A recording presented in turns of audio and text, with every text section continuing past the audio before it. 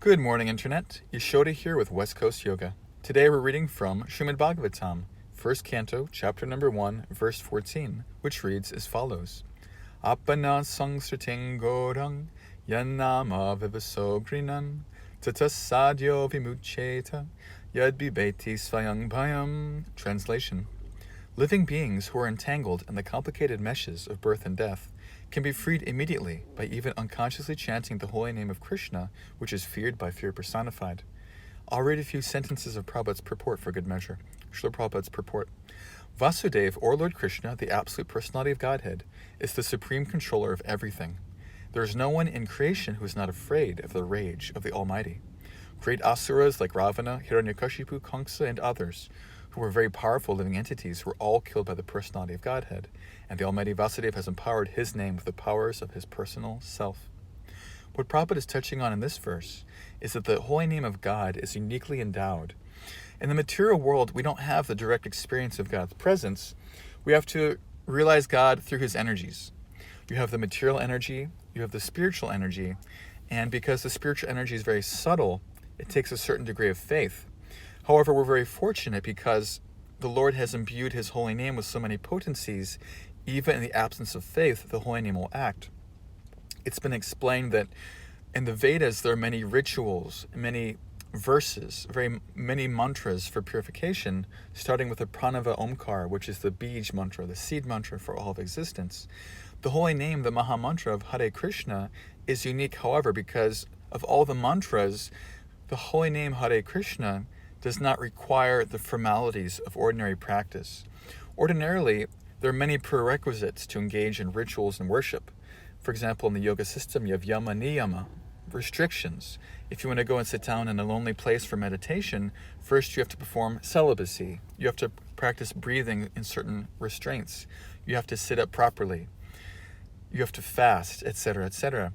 In chanting Hare Krishna, there are no such restrictions. Lord Chaitanya said, anyone from any background can chant the holy name in any place and will be immediately benefited. The holy name Hare Krishna is what's called invocative chanting. We are addressing the Lord directly. Hare is the Lord's energy, the feminine energy, and Krishna is the Lord himself, who is the possessor of all opulences, Bhagavan. So in invocative chanting, it means there are two different features. There is familiarity, and there is also urgency. It's like a child crying for its mother. If the mother is absent-minded or if she's busy, she will not notice a child's ordinary crying. So the child has to cry with certain urgency. And similarly, when we chant Hare Krishna, there's a sense of urgency. We're addressing the Lord not in any formal way, like he's worshipped by the Vedas personified, O Supreme Controller. We're worshiping him as our intimate companion. Also, when you address someone in the invocative form, it's like if a person leaves their wallet and they're walking away, you don't say their full name, you say the most brief, urgent form of their name. So Hare Krishna is Krishna's very brief and urgent form of address.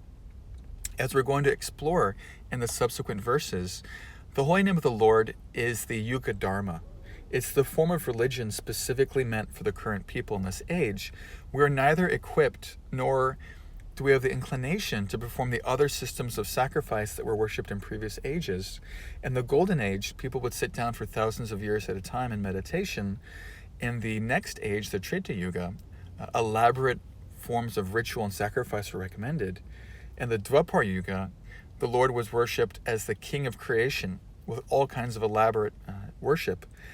We do not have the ability or the inclination to worship the Lord in those recommended methods, and so now in the age of Kali, the holy name has descended, the Hare Krishna mantra, and any person can perform what's called street chanting. You get together with friends or relatives and you make a procession in public, Nagara Kirtan, what's called public chanting.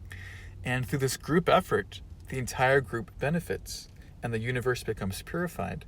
We don't have to rely on individual effort as in previous ages. Our effort now is in a group setting. So we can benefit immensely if we associate with saintly people and follow in their footsteps. Thank you very much. See you tomorrow for class. Hare Krishna.